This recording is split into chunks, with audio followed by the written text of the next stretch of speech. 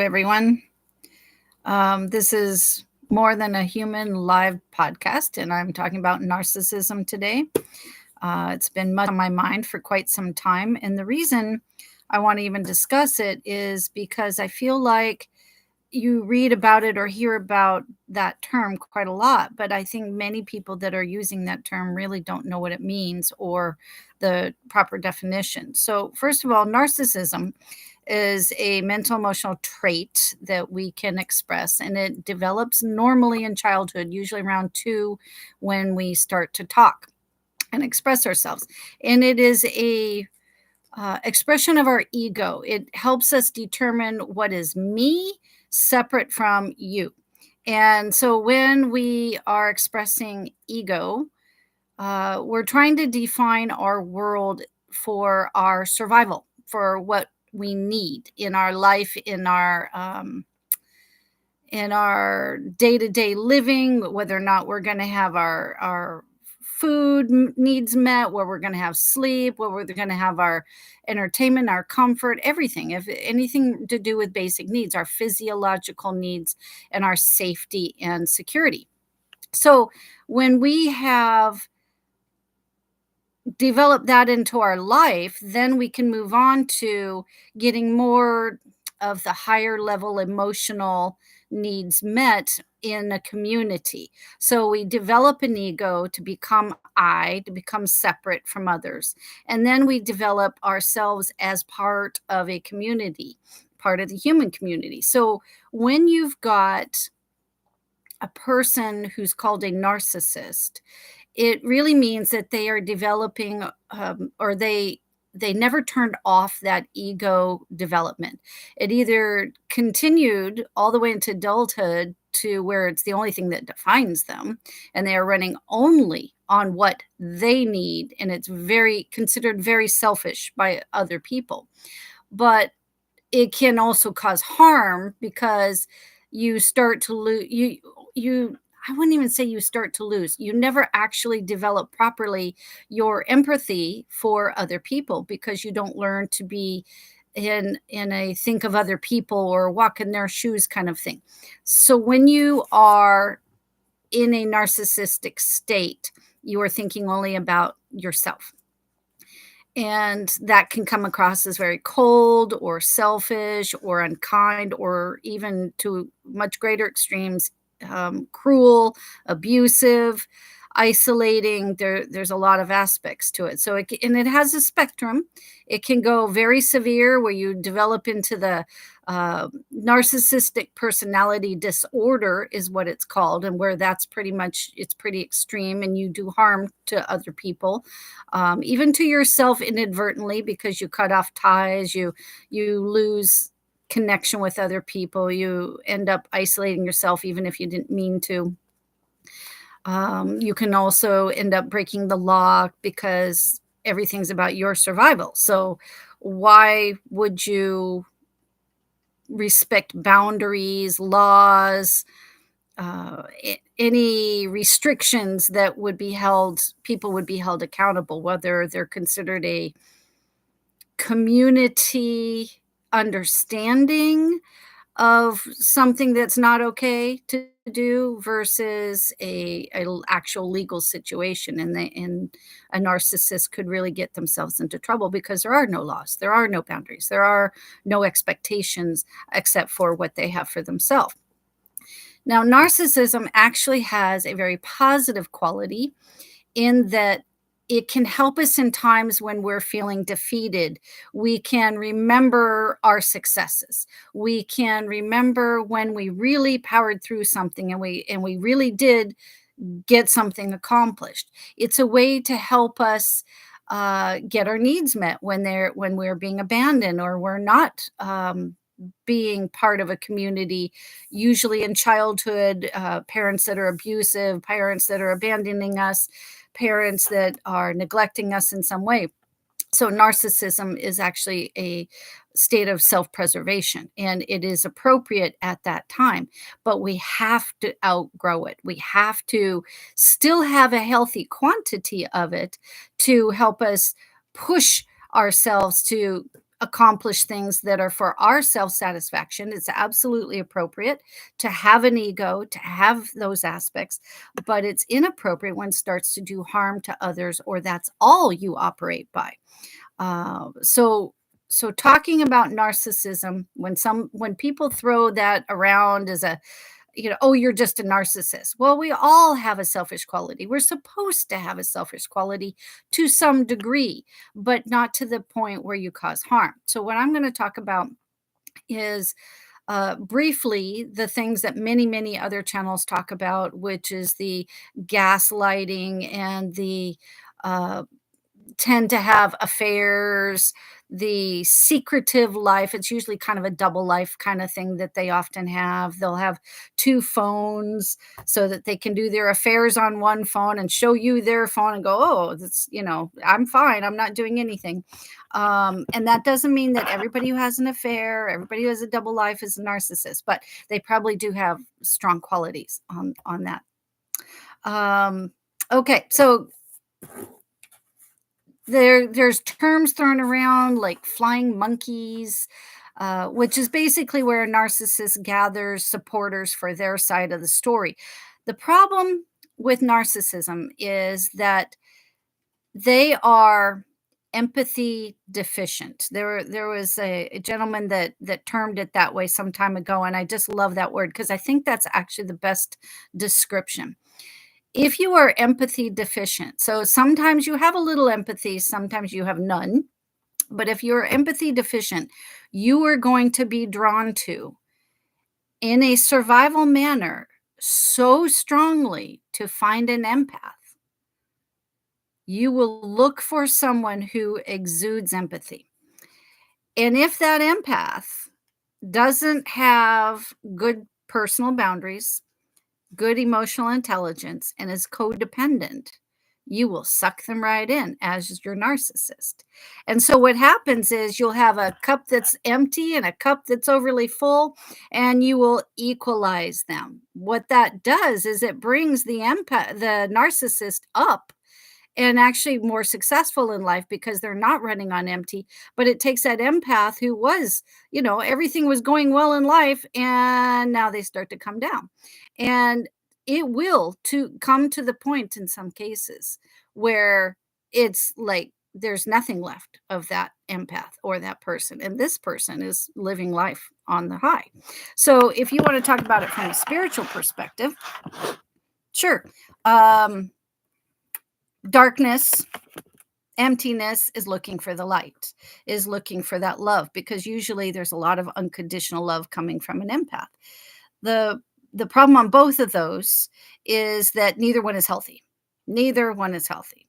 And so you really do want people to develop emotional intelligence. So this is what our higher power did. Our higher power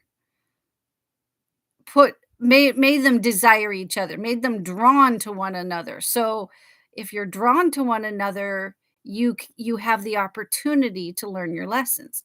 If you don't learn your lessons, it's going to be considered a trauma bond relationship because you both have trauma, you both have imbalances that need to be corrected, and you don't heal. You just keep traumatizing each other. Often they're abusive relationships, or they're like a love-hate relationship where you love each other, you hate each other, you're at fight, you break ups, you come back together.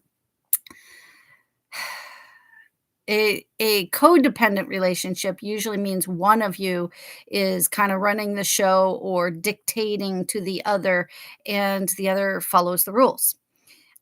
Typically, empaths follow rules, and narcissists don't follow any rules. So you can imagine who's usually on top of in that relationship.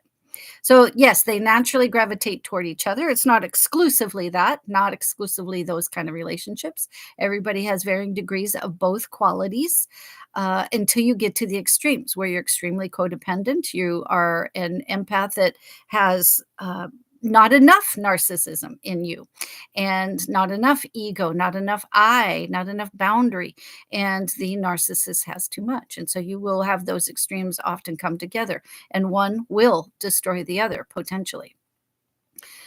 Okay, so other channels talk about the gaslighting, which is basically You saw or said or heard something, and the gaslighter, which is the narcissist, will tell you, "No, you didn't see that, you didn't hear that, you didn't know that, you didn't see that, talk say that, whatever, or I didn't say that," they will say to you.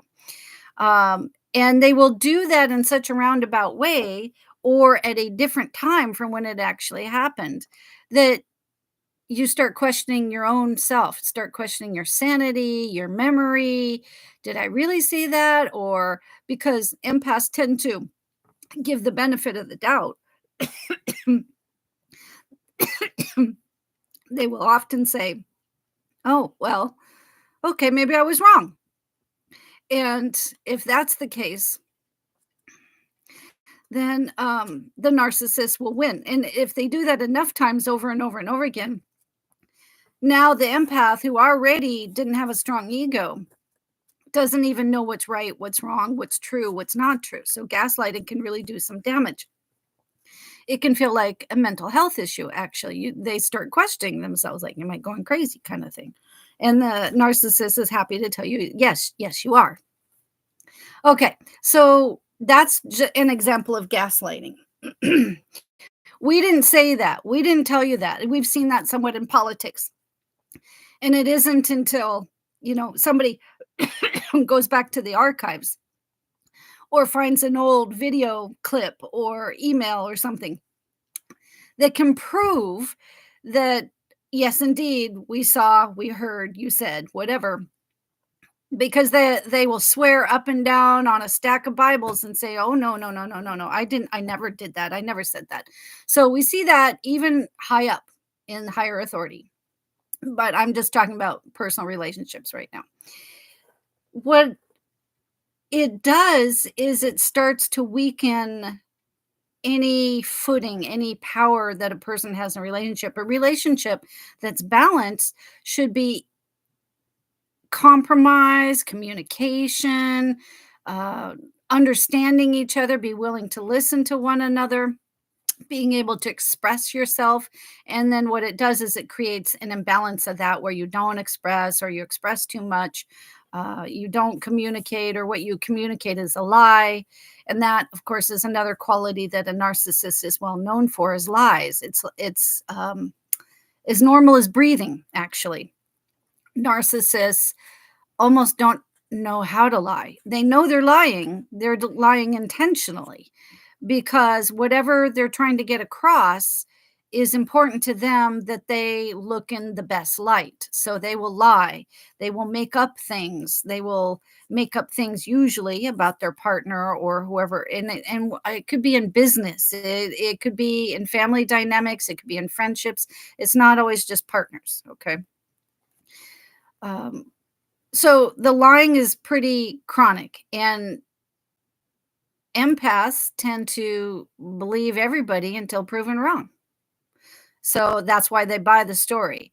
And they're very convincing. They'll look at you with big, what bright eyes, and they'll look you straight in the eye and they'll say, "Oh, no, no, no, no, that's not true," or "Yes, of course, I'm really, really," whatever they're claiming to be. And unless you're paying attention to the difference in what their words say and what their actions say, you might not pick up on it for a long time. You might feel uncomfortable or suspicious about what they're saying, but you might not understand exactly what they're saying is a lie until you have definitive proof. And then once you see it, you begin to realize how often they're lying or what they're lying about. And along that category of the lying, as I see boasting.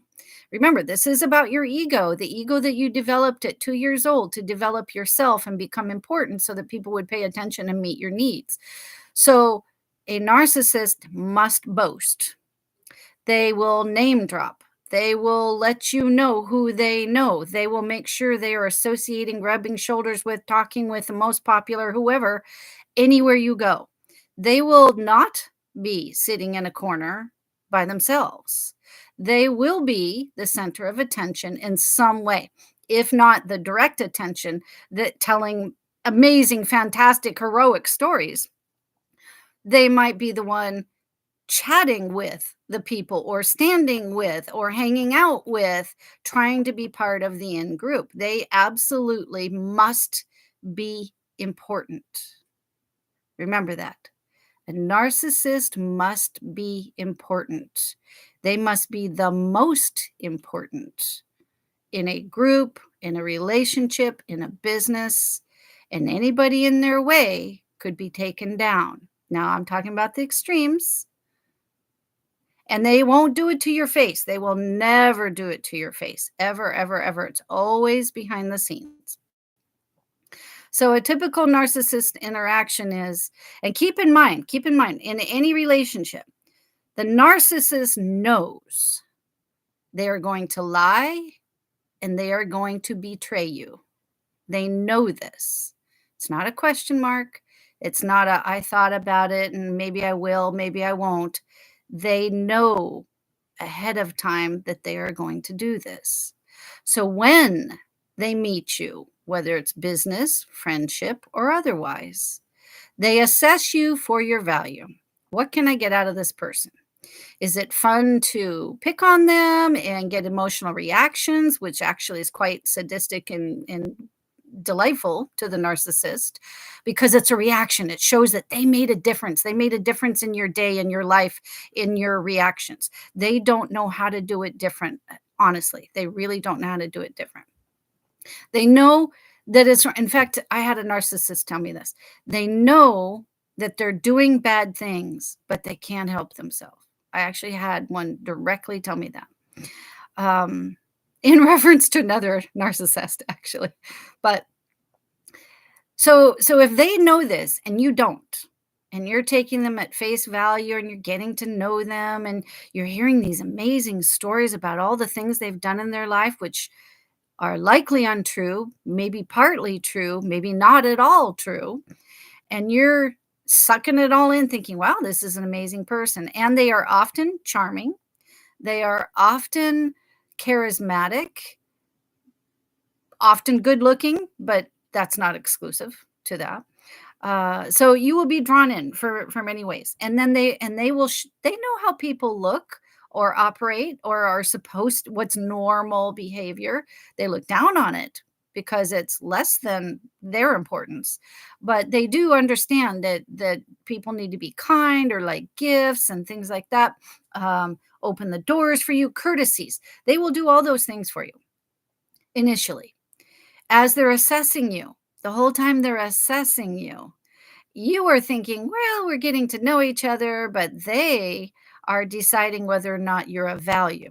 So, what they're trying to decide is whether or not they can feel stronger around you, feel better than around you, whether or not they can manipulate you, whether or not they can successfully lie to you, whether or not they can get away with any of the things that they need for themselves.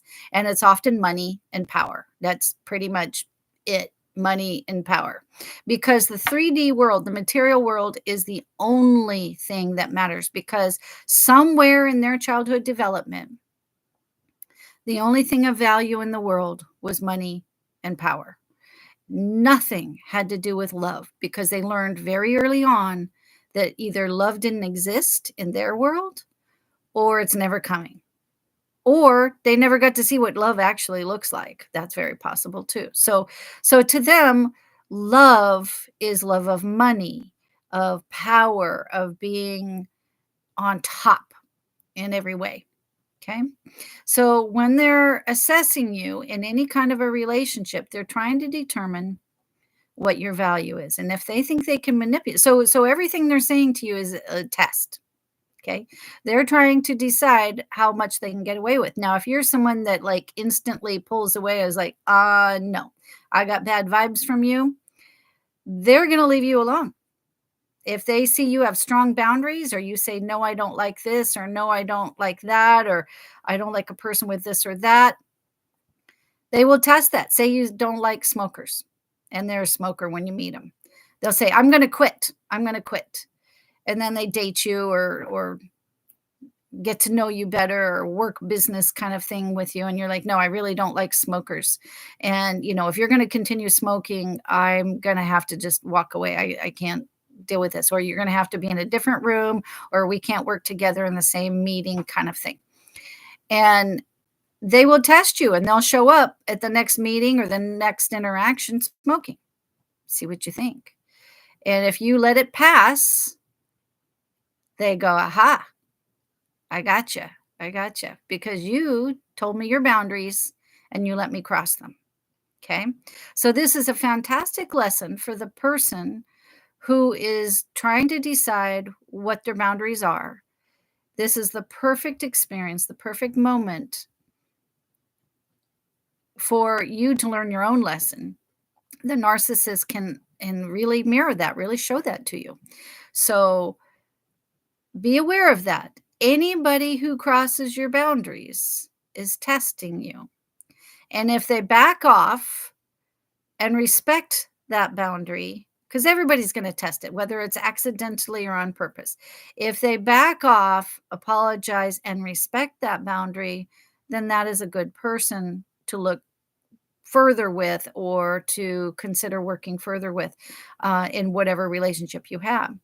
If they back off, apologize, but then test it again and test it again and test it again, guess what? They've proved to themselves and to you that that's not really a boundary. And if you continue a relationship with them in any way, then you are allowing them to have control and manipulate you. Okay. So boundaries are very important. And the fact that narcissists do not follow rules, laws, restrictions, boundaries. And yes, laws, because if you ever cross a narcissist that thinks they have you completely manipulated, under their control, seduced into whatever kind of relationship they want with you, and you walk away, you have never seen the kind of backlash as you will from a narcissist. They will take you out. Okay. That's not a threat. That's not to scare you. That is, they will do everything they can. And remember, they knew they were capable of doing this and planning to do this from the moment they met you. So what have they been doing behind the scenes all this time while you think you're making new friends or new business relationship? They're documenting everything they can get their hands on that's tangible documentation about anything you've ever done, said. They're trying to they're trying to find out everybody you know, people who are important to you, not important to you.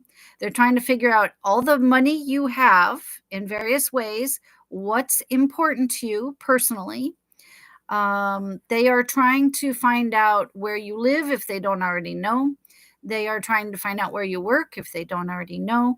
They are trying to find out banking information. They are trying to find out contacts in your phone. They are trying to find out places you drive. And so the things that they will do during a relationship, even when nothing is wrong, is they will hack your computer, clone your phone. They will hire detectives on you. Now, they will videotape you so that they have blackmail for something. Okay. And one of the most, to me, egregious things that they do is they try and create a moral wound. And let me explain that for a minute. A moral wound is someone trying to convince you to sin. And that might be a sin against your own morals, whatever your standards are, however high or low they are trying to have you cross your boundaries. So they are making you voluntarily cross your own boundaries. So they're not crossing the boundaries, not at all. They're just handing you the opportunity. Again, from a spiritual perspective, that's a little bit like the dark tempting the light, if you ask me. But if they can successfully cause a moral wound, now they can start, I'm going to say, pulling the pulling the foundation out from underneath you. And now they might do this to a lesser degree while you're in a relationship, working relationship with them, until they have you completely manipulated. So they say jump high and you jump high, and they say jump low and you jump low, and crawl on the floor and you'll crawl on the floor, virtually and metaphysically. But the if you cross them, if you call them out, see, what they've been doing all this time is they've been making friends with certain people in your family, not just their family, your family, or friends or colleagues. They've been making friends behind the scenes. They've been charming, they've been charismatic, they seem really authentic, they're connected to you. So in a lot of ways, they're disguising them, cloaking themselves in you. So if people trust you, then they're going to trust them. And often that works. It's not always true, but it certainly works. So when you cross them, when you call them out or saying you're a liar, or you did this, or you robbed me, they really like to do that because money is important. They already have your friends and your family on their side. And so the more angry or upset you get, they have documentation. Oh, they have the blackmail, the videotapes, or the documentation. They might ask you certain questions and then record just your answer, but not the question. So they'll use things out of context. They'll be whispering behind your back little rumors. They actually start this early on in a relationship. They will start rumors. Well, don't you think somebody is just a little too anxious or a little too depressed? I'm kind of worried about them. And that's how they cloak it. I'm worried about them. I'm not sure that they can handle all this stress. Or are you sure that they're doing things correctly here? Oh, okay. And then they'll back off just enough to put a shadow of a doubt in other people. So then when it comes to the point where you're trying to get away or out or call them out on stuff, they already have their army. They we call them flying monkeys. And nowadays, actually, we don't even call them flying monkeys. We call them gang stalkers, because they will get a group of people, because we have online access now.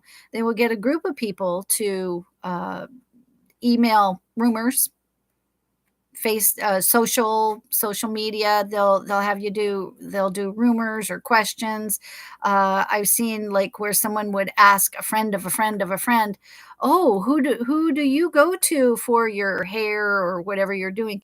And they'll say the name of whoever it is that they're being targeted, and that person will say, oh, huh, I'd heard about them, but I hadn't heard very good things. But they'll leave it vague it like that.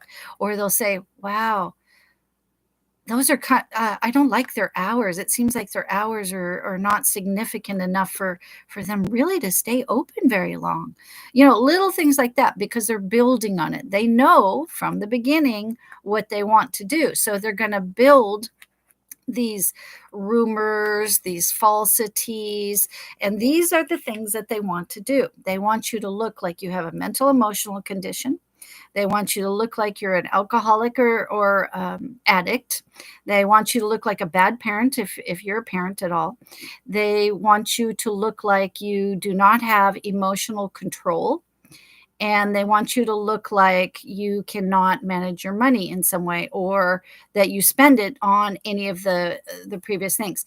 And if they can do it in a perverse way, as in something that's illegal or not appropriate or very shameful, they will spin it that way if they can. So, for example, they might say, like if you're a teacher, they might say, oh, well, I think that the kind of rumors they spread through multiple people, so it's not coming from their mouth, will be that maybe that teacher is inappropriate with somebody, or they'll make people question that. And you get enough rumors. So if enough people say it's so, it must be true, because that's how we operate with the media these days, correct?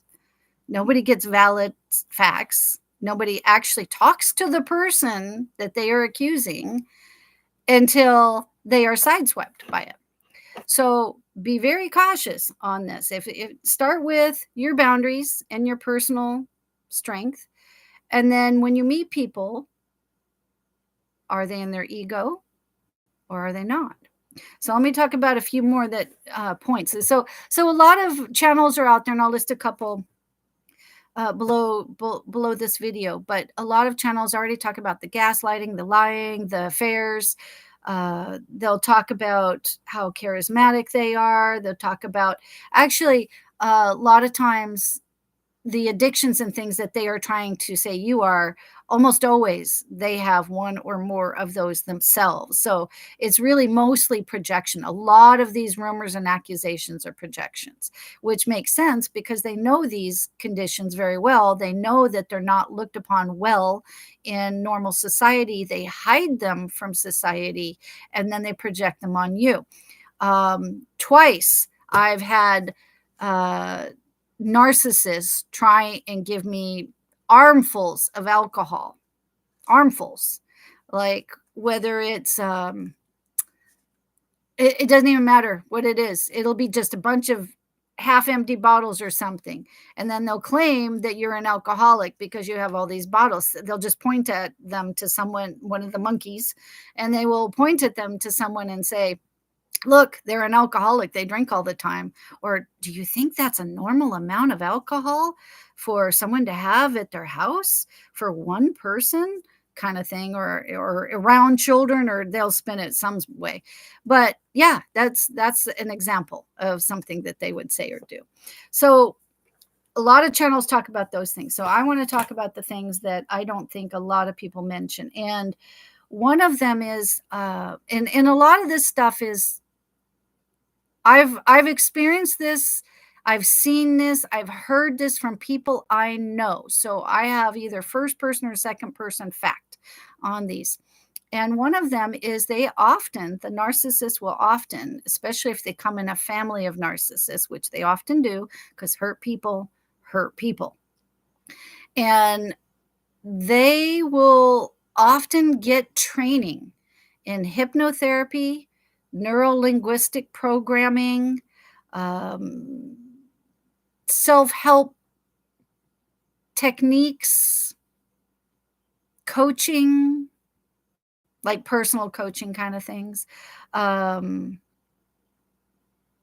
They will get training in hacking if they don't already have it from other personal experience. And these are all methods for them to be able to manipulate people. And people just really don't discuss this much. But they often either have skills in these from other people that they've been around or learned, or they learned over time. They will often be on the computer learning or tracking and tracing. And that's another thing they do is they will often like track your car or your phone in some way, because you, as the non-narcissistic partner in this relationship, have to at all times be open and give them and be in an open relationship. Tell them about your thoughts, your feelings, etc. And they will tell you some things, but it's either empty, there's nothing behind it, or they made it up there. And so they'll look like they're open in return, but they're not at all. And that now they have everything about you, everything you feel, everything you think, and they know how to twist it because they've had training in these techniques. So they are very savvy to that. So think about the salesman. You go to buy a car and they are using language that's very encouraging to you, and sometimes you find yourself, you're like, I'm going to go and I'm not going to be talked into this or that. Well, talking into it is quite accurate because the person that's trying to sell you the car has had training in all these things. Not that they are a narcissist, they might or might not be, but if they are a narcissist and they have this training, they're going to be very effective. They know how to use words. Words have power. All right, so that's one thing that's not mentioned very often. Another that I think is very important is the fake spiritual. A lot of times they will be in charities, in churches. There'll be like a subgroup of churches a lot of times, especially if there's whole families, bloodlines, lineages. They will be found in spiritual training, spiritual groups, organizations, because that's considered very positive, a very philanthropic type of thing to do. It's looked very favorably, okay, by our human culture. The problem is they're using it to cloak themselves. So if they can get in there and hide what they're really like. So remember, double life on the outside person is a very different person than the inside. So you won't know what they're really like unless you lived with them at home, because any person that has been with a narcissist in a personal relationship will see a different person altogether. In public, you have a kind, charismatic, family person, very possibly religious, very spiritual, know the lingo, know what the things to say, attend all the events and meetings, help out whenever there's a committee or something like that. But at home, they could be abusive, they could be cold, they could neglect their children, they could shame their children, and sadly, they can do worse to their family. A lot of times, that's where the abused wife ends up, is in the back scene of the two faces of the narcissist. And that's an example. It happens masculine or feminine. Let me point that out. It doesn't matter if you're a male or a female or whatever gender you choose to be. There's masculine essence or energy, and there's feminine essence or energy. And it doesn't matter. It doesn't matter. It can be either, any of them. Okay, so that's one of the things that happens, is they can pretend to be that, and you won't see that until you're around them behind the scenes. So they successfully cloak themselves pretty well. The other thing I see is polyamory. Now, polyamory is multiple partners. Now, I'm not talking just about affairs. They are chronic affair people. So they have you, whatever person you are to them, and then they always have somebody on the side, always. Nobody knows about one another. It's crazy. I've never met such dexterous people in my life to manage, multitask.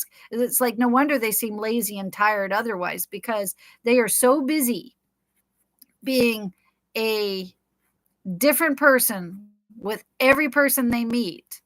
It's quite a skill. They are the best actors actresses that you will ever meet in your life, and they are better than Hollywood stars, I assure you. They will have multiple, at least one or two on the side in different places. If they travel for work, it might be in every city they go to.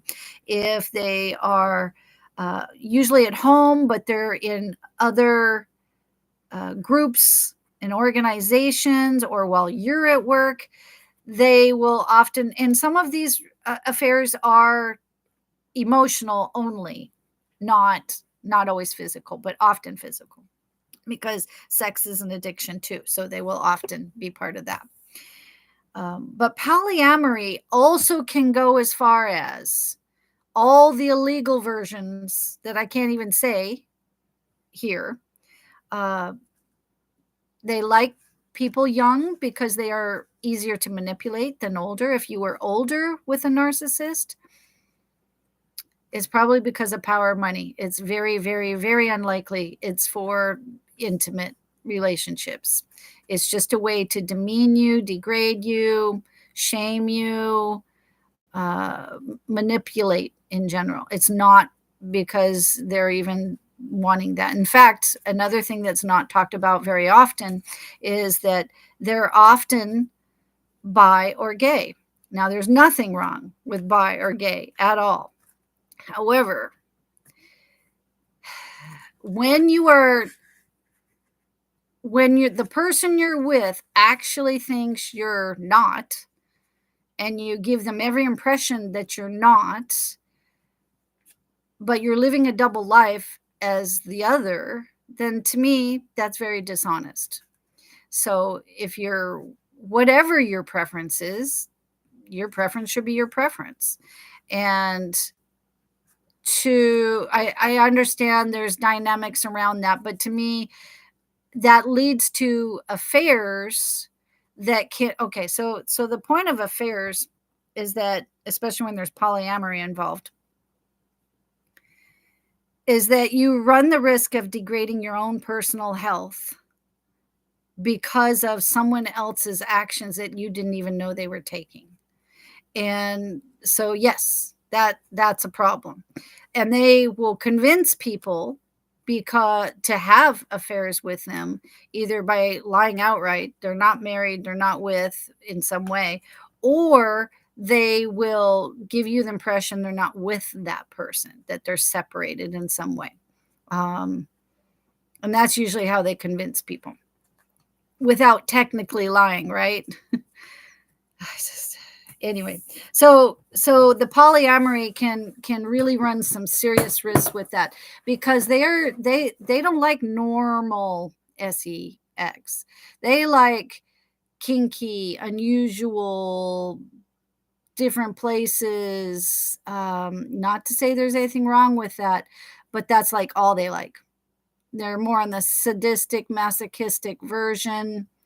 um like I already mentioned, the age. They will often lie and say they've been celibate, and for some reason they always say 3 years. I don't know why. They always say 3 years.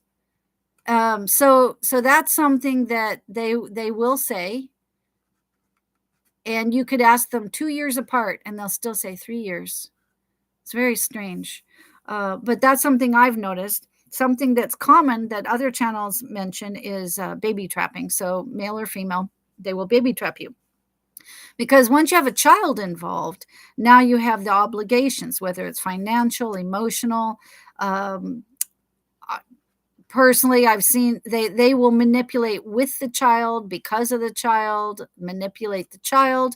It might be another monkey for them to be on their side, and be against you, the parent, the other parent, I should say.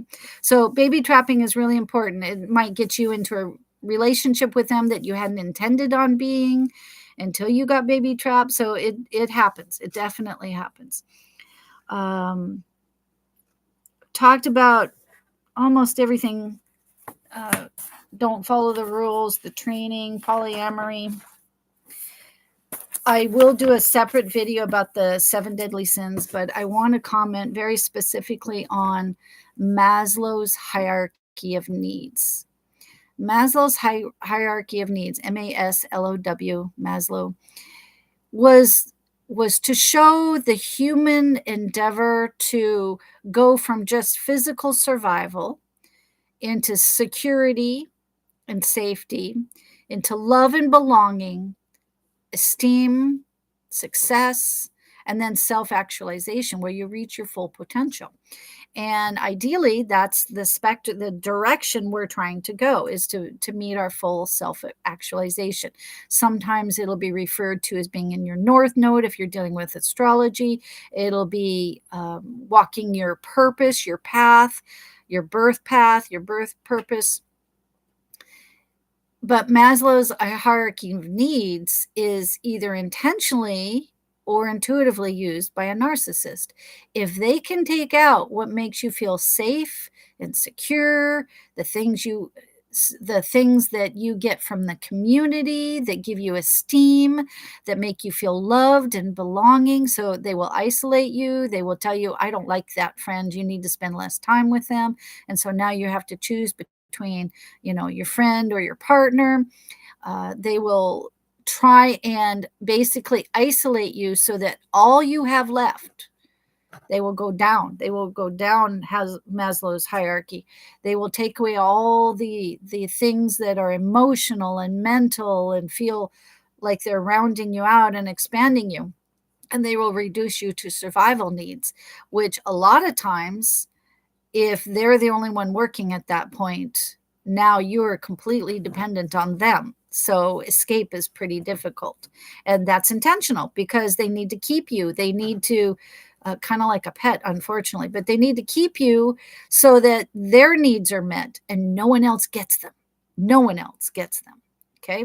So that is a big one. And I think some of them even train in psychology, or at least understand the psychology of the Maslow's hierarchy of needs, and the average person does not know about it, is not aware of it. They are very interested, and a narcissist is very interested in the mind and how you manipulate it. So they look into that. They read the journal articles. They might be a counselor or therapist, heaven forbid, but they might be that, okay, or at least have training in it. And that's kind of fits in with the hypnotherapy and neurolinguistic programming kind of idea. So they learn those kind of things. Keep in mind, to them, relationship is for technically food. A reaction, and keep in mind they learned this from childhood. Any reaction from people, especially if it's negative, shows them as being the stronger person, and they must have that at all times. They can never allow you joy. And that is the distinct difference. So if you got your hair cut and they like, oh, well, I kind of liked your hair the last way. Why'd you get it cut? Or it looks okay, but they'll change the tone of voice or something. They got to diminish it. They cannot let you have your joy, cannot let you have your trophy cup. They got to bring it down. They're going to point out the flaws. They're going to be very critical. They will, they won't even say, you never vacuum. They'll say, oh, you vacuumed today. Stuff like that. Okay. So, or backhand compliments. Oh, that's a pretty dress. It would look better if you lost 5 pounds, or look really good, when you've lost those 5 pounds, or who knows. They always find a way to not quite give you your accolades, or you're happy. They will find a way to diminish that, because you cannot be happy. If you're happy, this is very important. If you're happy, or you have gratitude about something that's not from them, you're free of them. They can't manipulate you. So that's why it's so important to self-actualize. That's why it's so important to know what your boundaries are. That's so important to know yourself, so that when someone comes in and tries to insert themselves, you can say no. Because to try and leave a narcissist once they've embedded in your life and isolated you and robbed you, and because they will take money, or you hand them money, and they'll give you like $1 or $2 change, and you're like, wow, I gave you a 20. I didn't think that soda was $18. And they'll, oh well, I need it for something later on. They always have a very good reason why. But so just be aware. You can't be too nice with a narcissist, because they will take it and run with it. The 7 deadly sins. I'm going to list you the 7 deadly sins, since I'm on a roll here. 7 deadly sins are pride, greed, wrath. So anger is a big, big, big issue, usually behind the scenes. Lust. And this is where the polyamory comes in. It's not love. It's lust for things. Envy, which leads to jealousy, of course. Gluttony. And gluttony can be, I don't have enough money. I don't have enough things. It's not always food, but it can be food. Sloth. So it's an avoidance of work, but they work really hard at avoiding work. So it's, and anybody can have any of these. But as we're talking about the narcissist has all of those deadly sins to a strong degree. Okay. The worst, in my opinion, are envy and pride, because they are leading to the ones where they end up breaking the law or doing terrible things to people. They lead to the other 7 deadly sins. Now, if you are not presenting with the 7 virtues, if you are weak in any area, or you allow yourself to weaken and cross the boundary, yourself or them pushing you to break your own moral law for yourself, you're going to end up with at least one 7 deadly sin, and then you're going to end up with another and another. And this is why they it's often touted as something infectious, or even I believe that it's infectious. Narcissists create narcissists. And it's often in childhood because the younger the better, the easier to manipulate. You will see narcissists in bloodlines. You will see it in entire families, generations of families, and there's almost always one, maybe two, that's a scapegoat, but usually one. They'll be considered the black sheep. Everyone else is following the rules of the main narcissist, usually a patriarch of some sort, a grandmother, mother, father, something like that. One of the older ones who started, and maybe from their damage as well. I'm just talking about the living relatives. So if there's a bloodline with that, it's a group of people that they support each other in this very toxic behavior. And they will do their best to encourage the breakdown of anybody who's not like that.